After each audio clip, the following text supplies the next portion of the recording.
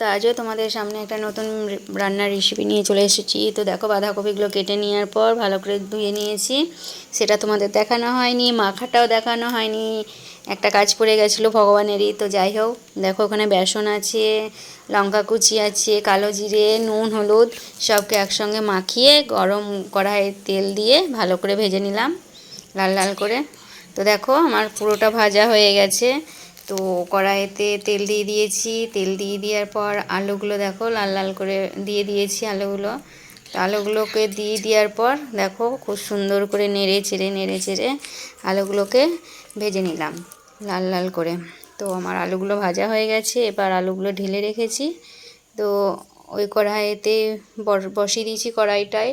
তো তার মধ্যে দেখো তেল, পাঁচফোড়ন, হিং, গোটা গরম মশলা আর হালকা একটু চিনি দিয়ে দিয়েছি। তো সব শুদ্ধ ভাজার পর দেখো একটা টমেটো ছিল, যেহেতু বাড়িতে আমার টমেটোর কম ছিল, তো যাই হোক কী আর করবো বলো।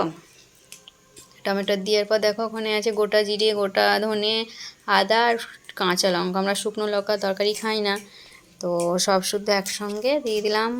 পরিমাণ মতো হলুদ দিয়ে দিলাম, ভালো করে দেখো নেড়ে চেড়ে।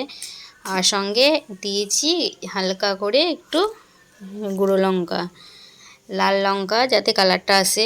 তো যাই হোক, কাঁচা লঙ্কাতে তো আর সব তরকারি কালার আসে না, তো কী আর করবো বলো। তো ভালো করে দেখো নেড়ে নিলাম। মশলাটা আমার কষানো হয়ে গেছে, কষানো হওয়ার পর ভেজে রাখা আলুগুলোকে দিয়ে দিলাম আর পরিমাণ মতো নুন দিয়ে দিয়েছি স্বাদ মতো।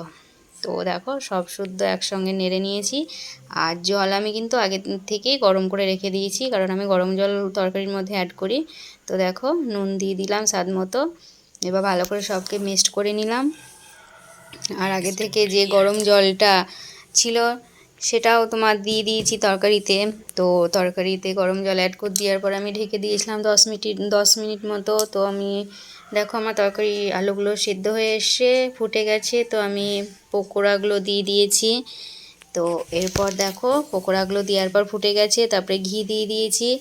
এবার আমরা ভগবানকে তুলসী পত্র দিয়ে ভগবানকে ভোগ নিবেদন করব।